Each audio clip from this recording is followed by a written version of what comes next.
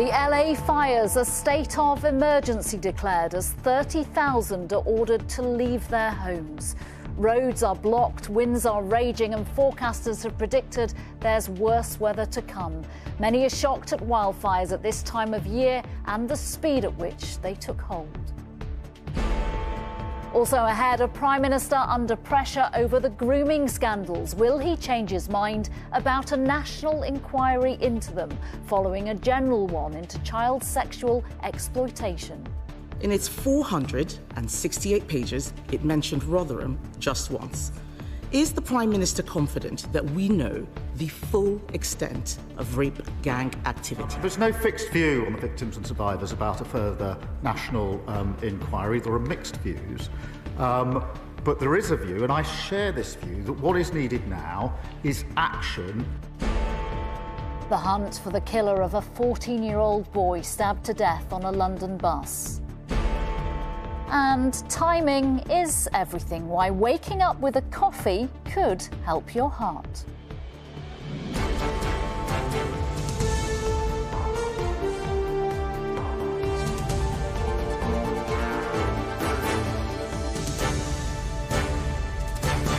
This is the ITV Lunchtime News with Nina Hussain. Good afternoon. The speed and the timing of the Los Angeles wildfires has shocked those fleeing their homes to escape the flames. Forecasters are predicting there is more extreme weather yet to come, with winds that could top 100 miles per hour as the night goes on. The fires started yesterday morning LA time and have seen 30,000 people ordered to leave their homes.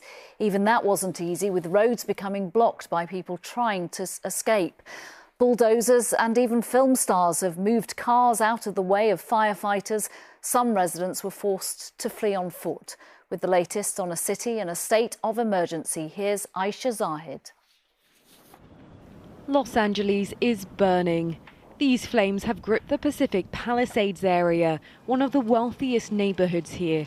It's home to famous faces and millionaires, but there's little they can do as nature takes its course. We've got a huge fire up there. We've got huge winds right now, and it's really important for people to help each other. It's really important for everybody to band together, and don't worry about your personal property. Just get out. Get your loved ones and get out. I have friends up there that can't get out right now. Around 30,000 residents have been ordered to evacuate. As people try to escape, roads out of town quickly became gridlocked. People took to foot, abandoning their cars. There's a lot of fire right there. That's why the people coming. We leave the car. They said to get out of your car? Okay. The fire was all around us, the trees and everything. The fire came right down to the road, and the fire department came up and said, get out of your cars now. Wildfires like this one aren't normally seen here at this time of year. A combination of drought conditions and strong winds have fanned these flames. The speed at which the fire spread made it even more stark and unusual.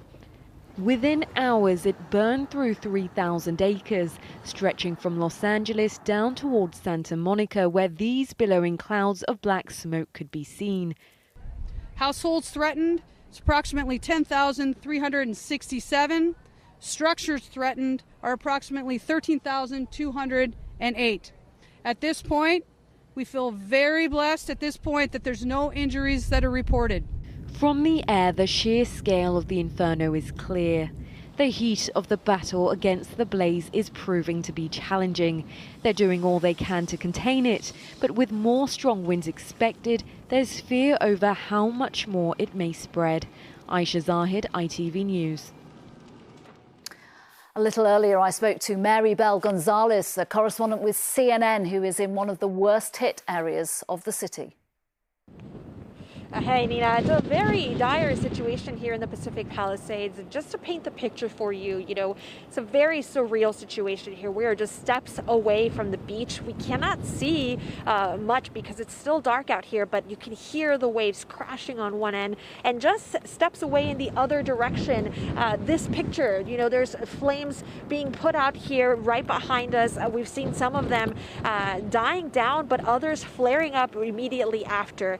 This fire wildfire, the Palisades fire, burning at 5 football fields per minute, and it is 0% contained at this moment. Adding to the challenges, as you can see, are these wind gusts, these dangerous winds that have just continued throughout the night. And in fact, firefighters are now dealing with 2 additional fires due to those dangerous winds.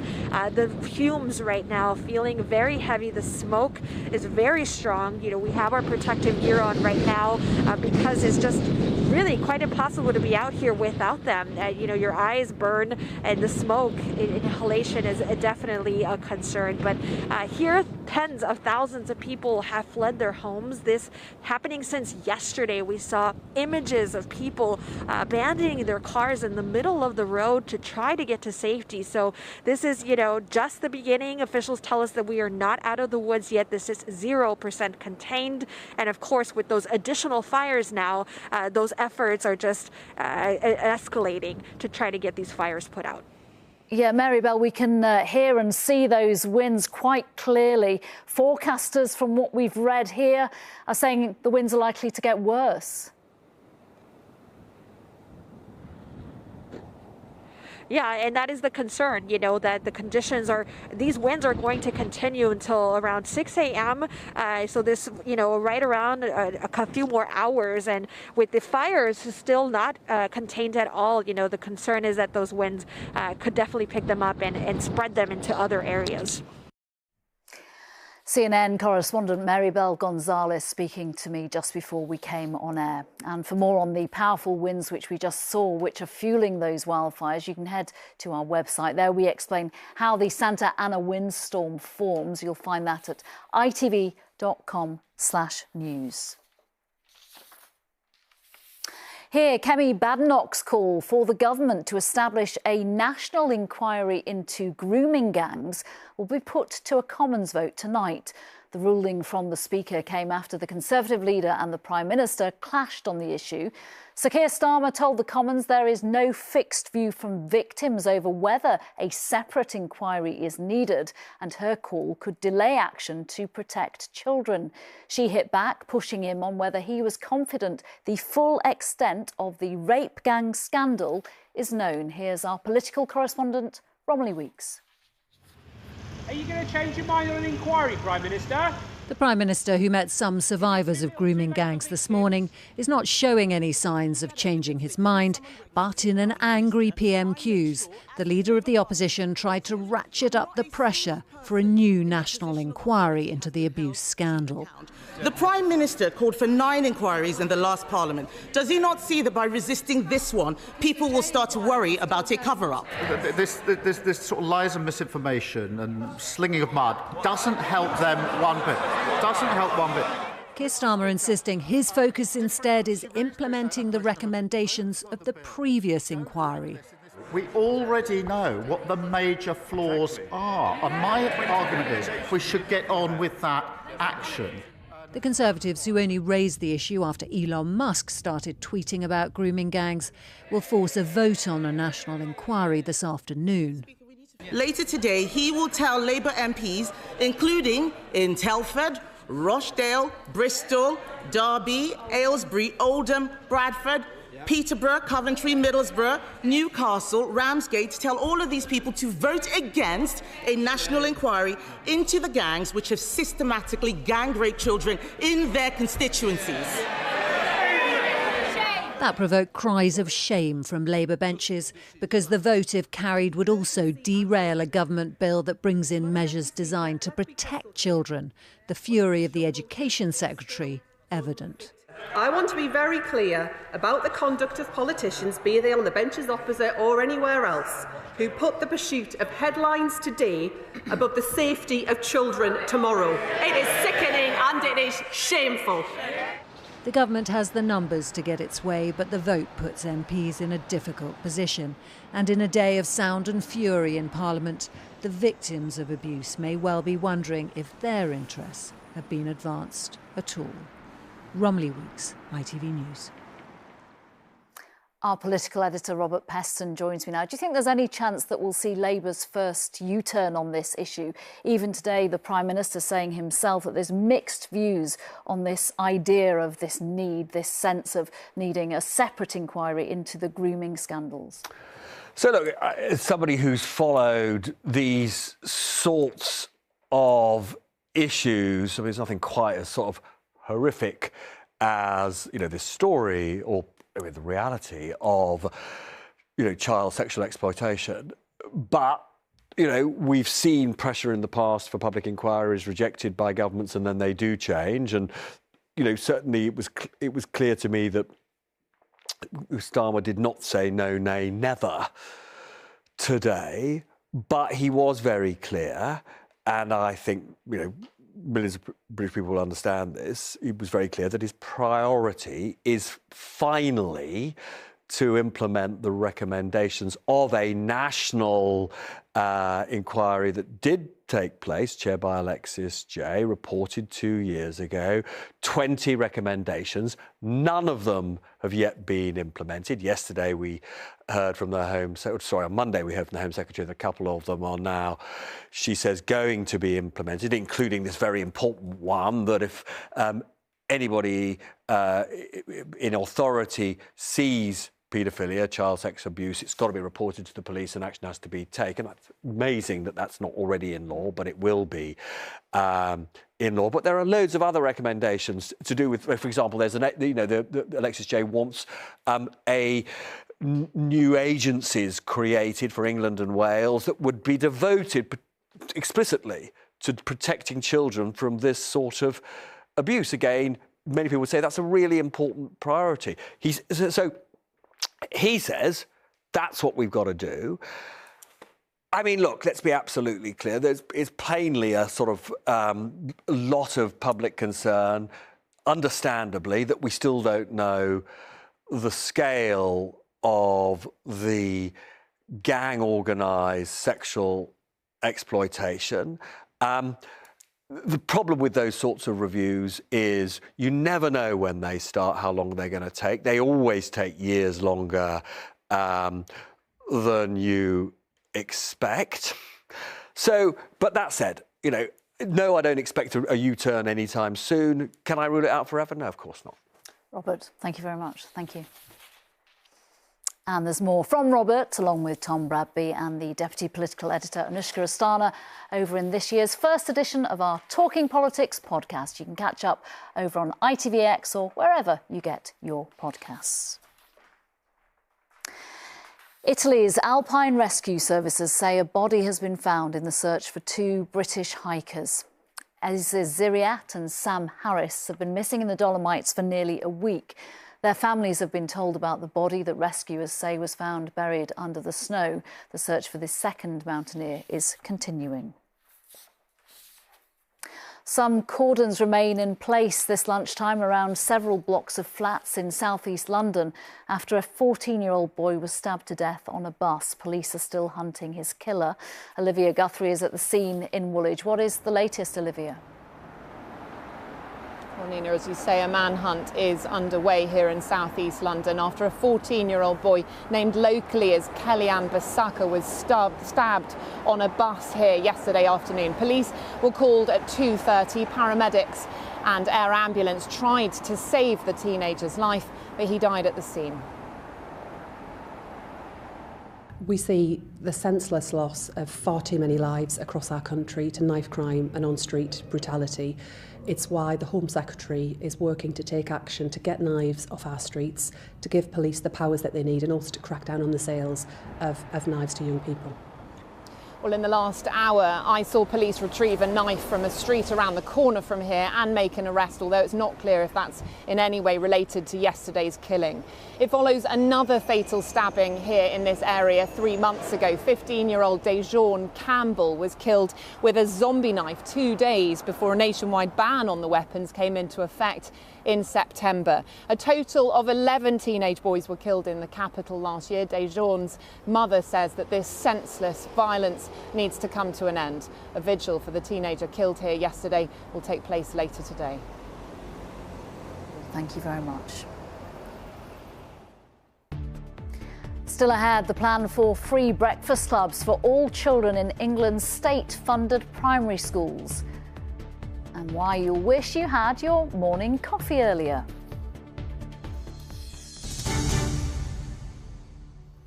First, the way the Metropolitan Police handled sexual abuse allegations against the former Harrods boss Mohammed Al-Fayed is to be investigated under police watchdog supervision. More than 100 alleged victims have contacted police to say they were sexually abused by the late tycoon. A number of allegations were made when he was alive. Our correspondent John Ray is at New Scotland Yard. John, what more can you tell us? Well, I think this marks a fairly significant escalation into the investigation into how police handled the Fayed case. As you said, more than 100 women have now complained that they were sexually abused by the former Harrods boss. The Metropolitan Police is conducting reviews of its handling of 21 of those cases. What's happened now is that two of the most serious sets of allegations have been referred to the Independent Office of Police Complaints, and they will now supervise that investigation for the purpose of determining whether there were missed opportunities or failures by officers to follow up at the time, according to the IOPC. Now, I understand that these two cases relate to the late 2000s and the late 1990s. If any officers are found guilty of misconduct, then the sanction is pretty severe. They could be dismissed from the force. However, given the number of years which have elapsed since then, it's doubtful perhaps whether they are still with the Metropolitan Police. The investigations, though, are at a very early stage, I'm told. In terms of a timescale, then perhaps typically wait 6 to 9 months before we get the results of these investigations. John Ray, thank you very much. NHS hospitals in England are struggling with rising demand from winter illnesses. More than 10 hospitals have declared critical incidents after flu cases among patients quadrupled in the space of a month. It means some patients have been left facing waits in A&E of more than 2 days. A full list of affected hospitals can be found on our website. The government says planned laws would help reduce the cost of school uniforms for parents and provide for free breakfast clubs at all state-funded primary schools. It comes as experts warn that schools themselves face rising costs, which are likely to outstrip their increased funding next year. Let's get more from our reporter Lewis Rees-Jones. This subject is being debated as we speak. Absolutely, in the House of Commons, Nina, and the UK government says it's keen to address the cost of families who are facing, challenges to fund their child's school resources then. One of the plans as part of the bill is, as you mentioned, to introduce that free breakfast clubs, which will to every child in state-funded primary schools across England. It's a move which could save families up to £450 a year, which is quite a significant saving. And this is something this head teacher thinks, I should say, is a step in the right direction. It should hopefully reach lots of children and really make changes and benefit to those families. We're looking at attendance, we're looking at breakfast, and there's lots of pieces there that are going to need to knit together. Now, other measures being introduced include relaxing school uniform rules. The bill will stop schools from making parents buy more than 3 branded items. At the moment, some schools expect up to over 5 then. And the aim for this is to make it easier for parents who are finding it hard to turn to high streets and supermarkets as an alternative. Another reform is to introduce children not in school, registers as a means of trying to reduce the number of children then who are missing school and to try and tackle that issue at its heart. Now, a criticism the UK government has faced is that the bill will end the freedom for academies to set their own pay and conditions for staff. This is a move that's been criticised heavily by the Shadow Education Secretary. The cumulative effect of them is to abolish academies in all but name, and that is terrible for education standards up and down this country. It is education vandalism, and we will fight it all the way.